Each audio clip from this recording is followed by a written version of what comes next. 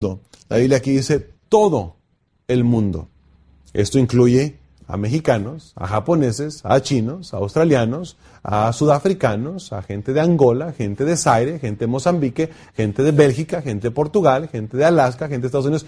Todo el mundo. ¿Qué parte de todo no entiende usted ahí? Es todo el mundo. Hay que dar el evangelio a todo el mundo. A propósito, hay muchos ministerios, y escúcheme bien esto, hay muchos pastores, muchos ministerios que se enfocan mucho a su área local, o se enfocan mucho a las etnias en su país, o se enfocan mucho a su propio país, o a su propia raza. ¿Sabe que no tener un énfasis evangelístico balanceado puede ser un problema para con Dios? Por esto, porque si para usted es más importante que se salve la gente alrededor de su iglesia, y es más importante para usted ellos que los japoneses, usted está haciendo acepción de personas, y eso es pecado. Pecado. Yo creo que por eso es que no hay más énfasis misionero en muchas iglesias, porque no entienden que están haciendo acepción de personas, y eso es pecado. ¿Por qué es más importante los latinos que los africanos? Para Dios no, para nosotros sí, y eso puede ser un problema, y es un problema. ¿Me está entendiendo?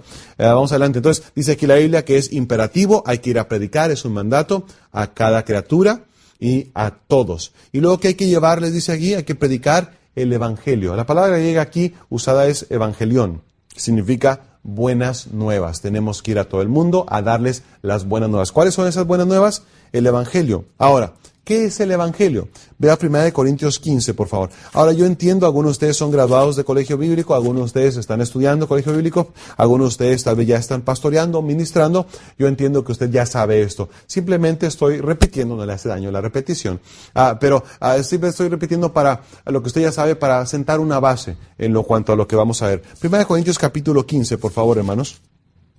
Versículos 1 al 4. ¿Qué es el evangelio? Dice aquí: además, versículo 1, además os declaro, hermanos, el evangelio que os he predicado. Nos va a enseñar qué es el evangelio. El cual también recibisteis, en el cual también perseveráis. Por el cual asimismo, si retenéis la palabra que os he predicado, sois salvos, si no creísteis en vano. Versículo 3, porque primeramente os he enseñado lo que asimismo recibí, que Cristo murió por nuestros pecados conforme a las Escrituras. A propósito, ¿cuáles Escrituras? El Antiguo Testamento. El Antiguo Testamento. Cuando el apóstol Pablo escribió esta carta, aún no había Nuevo Testamento. Entonces dice, conforme al Antiguo Testamento, Cristo murió. Segundo, versículo 4, y que fue sepultado. Y tercero, y que resucitó al tercer día, conforme a las Escrituras. Esto es el Evangelio, la muerte, sepultura y resurrección de Jesucristo. Eso es lo que tenemos que predicarle a cada persona en este mundo, porque Dios nos lo mandó. Ahora, eso es el Evangelio. El Evangelio lo tenemos nosotros enseñado y lo usamos en nuestra presentación del Evangelio, lo usamos en tratados que repartimos a la gente y lo conocemos como el plan de la salvación, para presentarle a una persona de manera más sencilla cómo puede entender el Evangelio. Tenemos el plan de salvación. Por ejemplo, y es básico, todos lo sabemos, todos somos pecadores, estamos condenados al infierno por nuestro pecado, solamente Cristo nos puede salvar y tenemos que pedirle a Él que nos perdone y que nos salve. En arrepentimiento tenemos que pedirle esto a Él, ¿ok? Arrepentimiento es nuestra manera de pensar en cuanto a cómo nos salvamos. Entonces, esto es el plan de salvación. Ahora, no hay una manera incorrecta de presentar el Evangelio. Si usted va con una persona inconversa y le dice, tú te vas a ir al infierno y eres bien malo, necesitas a Cristo para que te salve, porque eres pecador y le damos todo en desorden, no pasa nada, es el Evangelio, ¿ok? Pero es más claro, obviamente, si usamos un plan que sea un argumento lógico y que pueda irse edificando en la mente de la persona y lo pueda comprender más sencillamente. ¿Me están siguiendo? Ok, entonces vamos a hablar acerca del plan de salvación con el Antiguo Testamento. Cuando usted comienza a hablar con alguna persona, yo le recomiendo, usted puede hacerlo como usted quiera, pero yo le recomiendo, esto es muy efectivo, yo aprendí también esto, de comenzar después de tener el primer contacto con la persona, platicar un poco para romper el hielo, como se dice, para poder tener un poco de confianza con la persona. Yo le recomiendo que usted haga esta pregunta cuando va a introducirse al Evangelio. Pregúntele, si usted muriera el día de hoy, ¿está 100% seguro de ir al cielo? Esta pregunta es muy importante porque, todas las personas aquí en este mundo están llenos de información en su cabeza. de nueva era, por ejemplo, de filosofías humanísticas o diferentes filosofías o incluso doctrinas religiosas. Entonces la gente está bombardeada con muchísima información. Y muchos piensan que son buenos, que se pueden ir al cielo. Yo no he matado a nadie, yo puedo ir al cielo. Mucha gente piensa, bueno, yo fui reencarnado y estoy en una mejor vida. O mucha gente piensa, bueno, si yo continúo en mi iglesia o en mi religión, voy a estar bien porque mi líder así lo dice. Entonces la gente tiene muchas ideas en su cabeza. Pero cuando llegamos a un punto de realidad, ok, está bien, tú crees lo que tú quieres, está bien, pero si mueres hoy, ¿estás 100% seguro de ir al cielo, a la presencia de Dios? En cuanto a un judío, ¿estás seguro de ir a Gan Eden? Entonces, esa pregunta hace que la persona se enfoque en su realidad. Es como esto, es como tenemos un océano, ¿ok? El océano Pacífico enorme, y luego tenemos un pequeño río que conecta al océano. Lo que queremos es sacar a la persona de este océano de filosofías, humanismo, filosofías, el budismo, el islam, el catolicismo, los protestantes, los hermanos, de todas estas cosas que tiene en su cabeza, queremos quitarle todo eso y debemos hacer que se enfoque solamente en el plan de la salvación, que se meta a este río. Y la manera de meter a la persona a este río para que se concentre exclusivamente en lo que le vamos a decir es con esta pregunta. Si tú mueres el día de hoy, ¿estás 100% seguro de que irías al cielo? Generalmente la respuesta es, no, pues no estoy seguro. ¿Te gustaría saber? Entonces ya le podemos mostrar. Si alguien dice, no, sí estoy seguro, pregúntale, ¿por qué? Y si la respuesta no es, porque tengo a Cristo en mi corazón, entonces esa persona no es salva. Podemos meterla al río para darle el evangelio y que no se nos salga de ahí con sus filosofías y todo eso, sino que siga el evangelio. Ok, vamos a entrar al evangelio. Primer punto, tenemos que tener algo bien claro, hermanos. Hay una sola manera de salvación. Vea, por favor, Hechos capítulo 4, por favor. Hechos capítulo 4, hermanos. El apóstol Pedro está predicando aquí y vea lo que dice el versículo 12. Dice, y en ningún otro hay salvación, porque no hay otro nombre bajo el cielo dado a los hombres en que podamos ser salvos. Ese ningún otro es Jesucristo. Él está diciendo, no hay salvación en nadie más aparte de Jesucristo. Escúcheme aquí, usted y yo somos salvos por Jesucristo. Los cristianos de hace 500 años fueron salvos por Jesucristo.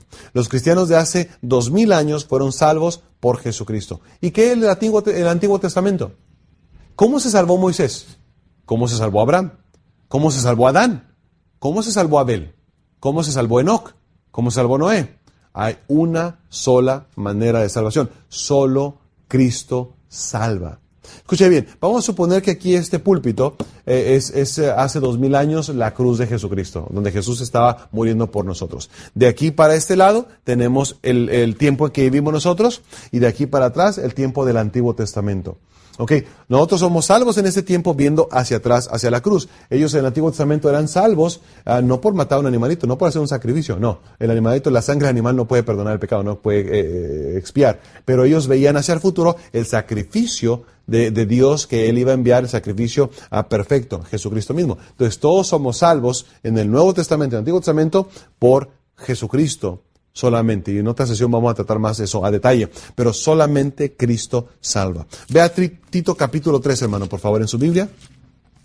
Tito capítulo 3, por favor. Después de 2 de Timoteo. Tito 3, vea el versículo 5, y yo sé que usted conoce este versículo, pero dice, nos salvó, ¿quién? Jesucristo, nos salvó no por obras de justicia que nosotros hubiéramos hecho, sino por su misericordia, por el lavamiento de la regeneración, por la renovación en el Espíritu Santo. Es Cristo quien nos salva solamente. ¿Ok? Ahora, eso fue número 1. Hay una sola manera de ser salvo. Número 2, el fundamento. ¿Por qué Dios querría salvarnos? Y Dios quiso salvarnos por amor. En el Nuevo Testamento tenemos un versículo que es muy claro de entender.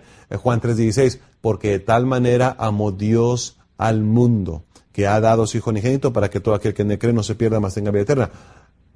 ¿Por qué quiso Dios salvarnos? Ahora, yo no entiendo eso. Yo no entiendo por qué Dios quería salvarme a mí. Yo no entiendo por qué Dios quería salvarte a ti. Pero el asunto es que Dios quiso salvarnos y el fundamento para hacer eso es su amor. Vea eso en el Antiguo Testamento. Vea, por favor, Jeremías 31. Jeremías 31, hermanos, por favor. Si tiene Biblia, por favor, ábrala, vea los versículos. Jeremías 31, por favor, vea el versículo 3. Dice, Jehová se manifestó a mí hace ya mucho tiempo, diciendo, con amor eterno te he amado, por tanto te prolongué mi misericordia. Dios nos ama, es por eso que nos quiere salvar. Entonces vamos al plan de salvación. Siguiente. Tenemos que entender, hermanos, que para ser salvos tenemos que reconocer 4 cosas, básicamente. La primera es que tenemos que entender que todos somos pecadores. ¿Dónde dice eso en la Biblia en el Nuevo Testamento? En Romanos 3:23, por cuanto todos pecaron y están destituidos de la gloria de Dios. Romanos 3:10, como está escrito, no hay justo ni aun uno. Ok, todos somos pecadores. ¿Dónde está eso en el Antiguo Testamento? Vea por favor en su Biblia el Salmo 14. Salmo 14, hermano, por favor. En su Biblia en el Antiguo Testamento. Vea por favor aquí los versículos, comenzamos del versículo